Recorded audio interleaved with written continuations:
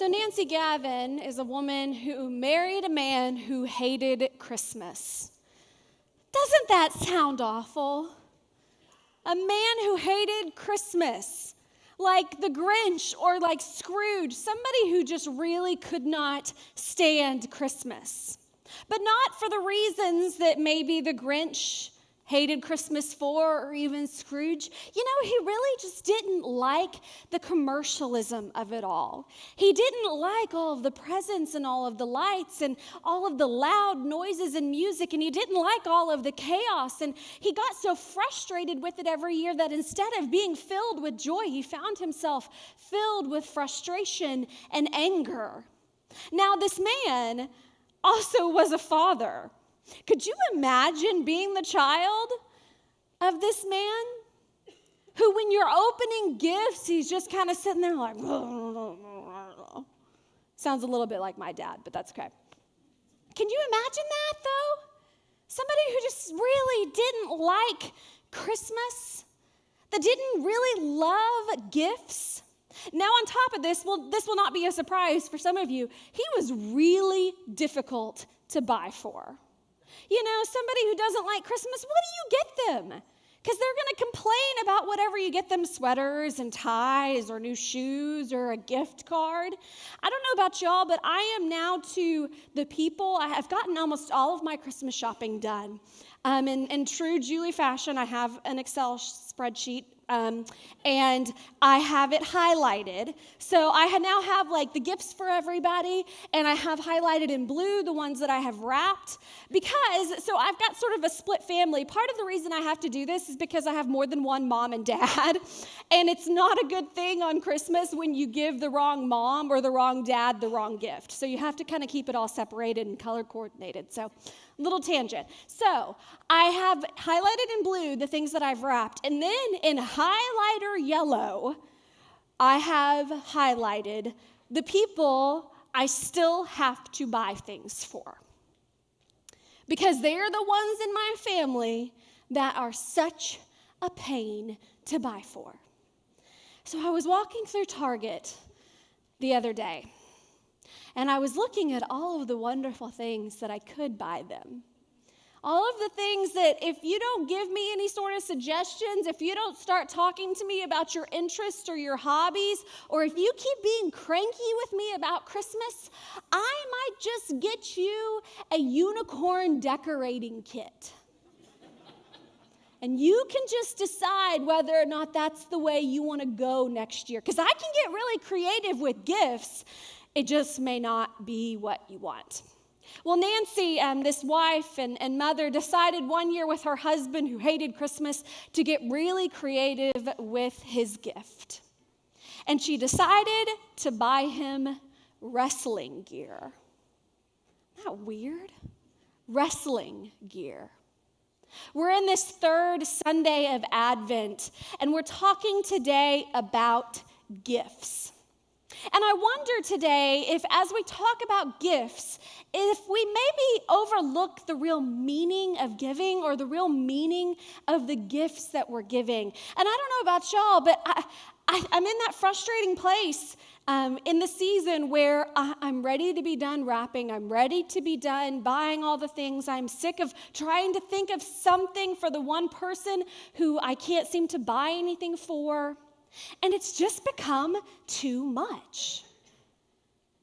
And we hear in the song today, in the carol that we've been following, this beautiful carol called Do You Hear What I Hear? The story of a group of men who go and give gifts. You know, oftentimes when we talk about the wise men at Christmas, we talk about these goofy gifts that they give to this child. Because honestly, what is a child supposed to do with gold and frankincense and myrrh? I mean, at the very minimum, kind of look at it or kind of smell it, but what is a baby really supposed to do with that? Oftentimes when we talk about the wise men, we talk about the gifts that they give. But I want us to back up a little bit today and answer maybe a more simple question. What makes the wise men wise? What makes them these great men of wisdom? Today in our sermon series, we've talked about, do you see what I see in the carol? We've talked about, do you hear what I hear? We've talked about the shepherds responding to a call from the angels and Mary responding to the angels. And today we are going to talk about the knowledge and the wisdom of these men called the wise men. This story picks up the one that we're going to read today in Matthew chapter 2, verses 1 through 12. And I want you to hear what you think maybe makes these wise men so wise. It says, in the time of King Herod, after Jesus was born in Bethlehem of Judea, wise men from the east came to Jerusalem, asking, "Where is the child who has been born King of the Jews? For we observed his star at its rising and have come to pay him homage." When King Herod heard this, he was frightened, and all of Jerusalem with him. And calling together all the chief priests and scribes of the people, he inquired of them where the Messiah was to be born. They told him, "In Bethlehem of Judea, for it has been written by the prophet, 'And you, Bethlehem, in the land of Judah, are by no means least among the rulers of Judah, for from you shall come a ruler who is to shepherd my people Israel.'" Then Herod secretly called for the wise men and learned from them the exact time when the star had appeared. Then he sent them to Bethlehem, saying, "Go and search diligently for the child, and when you have found him, bring me word so that I may go also and pay him homage." When they had heard the king, they set out, and there ahead of them went the star that they had seen at its rising, until it stopped over the place where the child was. When they saw that the star had stopped, they were overwhelmed with joy. On entering the house, they saw the child with Mary, his mother, and they knelt down and paid him homage. And then opening their treasure chest, they offered him gifts of gold, frankincense, and myrrh. And having been warned in a dream not to return to Herod, they left for their own country by another road. So this is a pretty familiar story. It's sometimes one that we read after Christmas because it is telling about what happens after the birth of Jesus rather than what's going on before. But I wanted us to focus on this today because of the wisdom that we find in the wise men and these gifts that they give to Jesus. Have you ever heard the phrase that knowledge is power? It's a pretty common phrase. I found out this week that it actually originated from Francis Bacon. And I'm going to have a quote from him that I want to show you here in just a second. But Francis talked about how knowledge is power and not the other way around. I think oftentimes we're not like the wise men. We end up being a little bit more like King Herod. And we think that power is knowledge. Did you notice how King Herod responds to this news, this knowledge of a child being born? It says he was frightened and terrified. And he acts that way too. He sets out this whole plan to find out where the child is being born and tells the wise men to go and find him and then come back and tell him where this child is so he can go pay homage. He was threatened by a baby. And instead of responding to this knowledge with inquiry, instead of responding to this knowledge maybe with some humility, maybe with wonder and following a star, instead the king is threatened. And what we read later is he goes on this path of destruction. Sometimes the knowledge, the news that we find, terrifies us. It scares us. It threatens us. It frustrates us. It causes us anger. Have you found yourself watching the news recently or in this place in our political climate where you just don't feel like there's anything else to say? Or there's just not much more you even want to hear about it? That even the knowledge is too much? Because it's become so much about destruction and threatening one another rather than about inquiry and about wonder. and about maybe bringing us closer together in a season that's supposed to be about that. How do we respond to the knowledge? So here's what Francis Bacon says about what knowledge is. He says, knowledge is power. This canon is the mother of all canons against heresies. The cause of error is twofold: ignorance of the will of God and ignorance or superficial consideration of the power of God. The will of God is more revealed through the scriptures, his power more through his creatures. So is the plenitude of God's power to be asserted, as not to involve any imputation upon his will. So is the goodness of his will to be asserted, as not to imply any derogation of his power.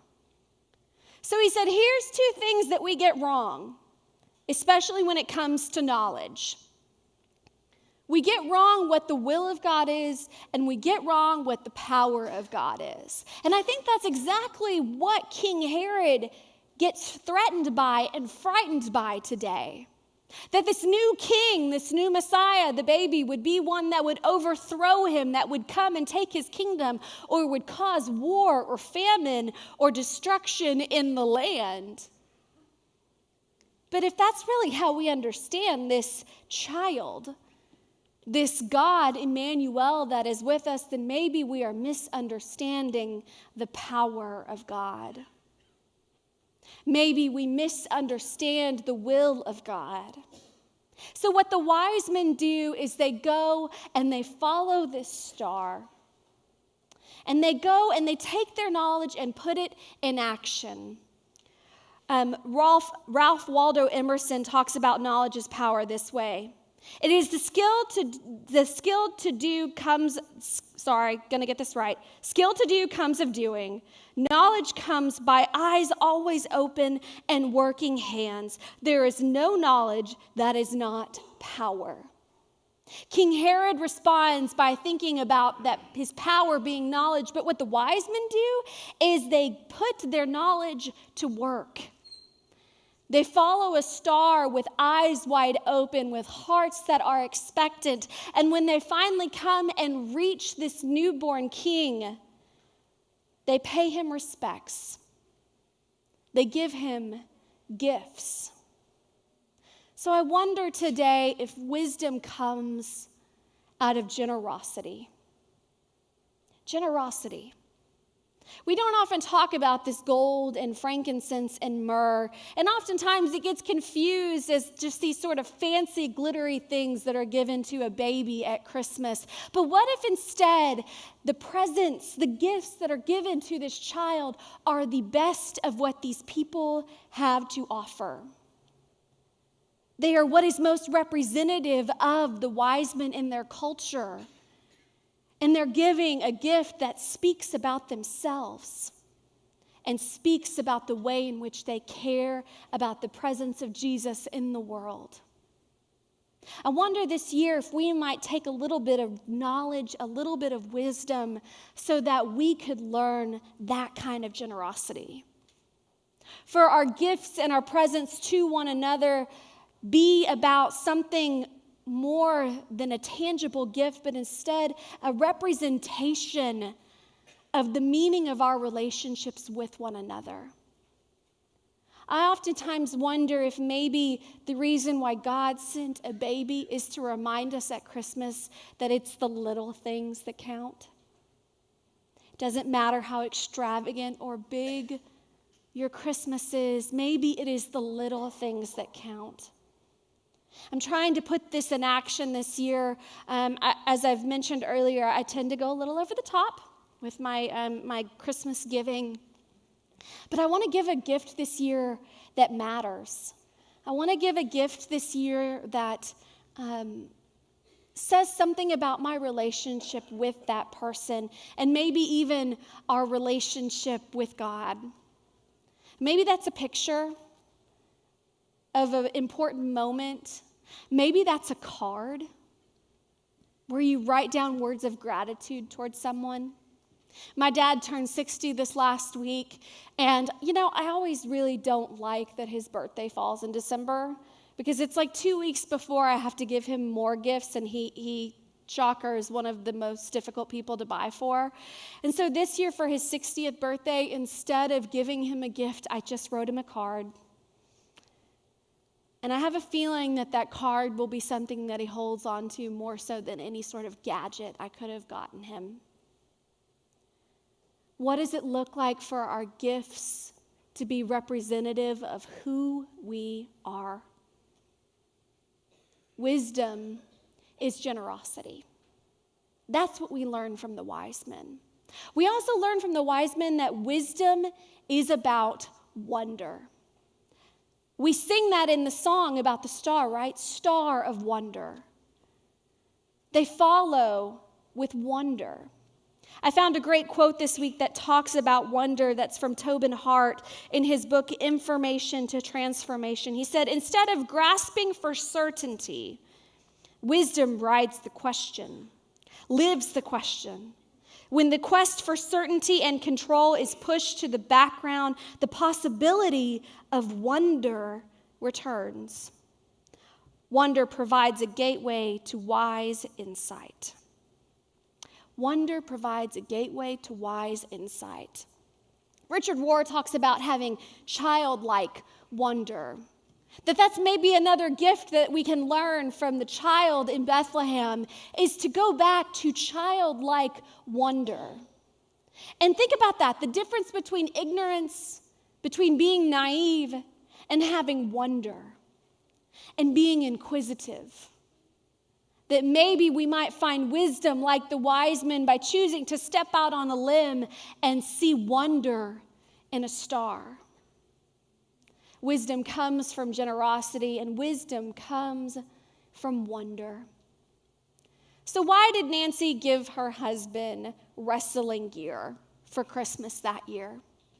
Well, it turns out that her son, her 12-year-old son, was playing, was in a wrestling match. And so her and her husband went and decided to go and watch one of his meets. And this was a meet with a league that wasn't actually in their league. It was an out-of-league game or match. And it was a group of inner-city kids. And these kids had so much heart. Were giving the match all that they had, but their sneakers were worn out and their helmets were banged up. And her husband, Nancy's husband, looked over at her and said, I wish that they could just have what our kids have. Proper equipment so that they can give this match everything that our kids are giving. So Nancy decided that year for Christmas that she would put a white envelope on the tree addressed to her husband, Mike.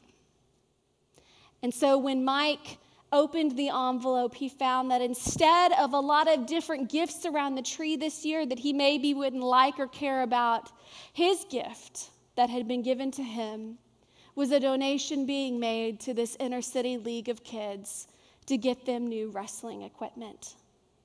This started a tradition in their house for Nancy and Mike and their children, that every year there would be a white envelope on the tree for Mike to give generously to people who didn't have as much as they did, to persons with disabilities, to inmates who were in prison, all sorts of different gifts. And what Nancy says is that other gifts sort of faded into the background every year. And that we sort of forgot about what sort of equipment or tools or toys the kids got that year, or her husband got that year, or what she got that year. But they always remembered what was in that white envelope.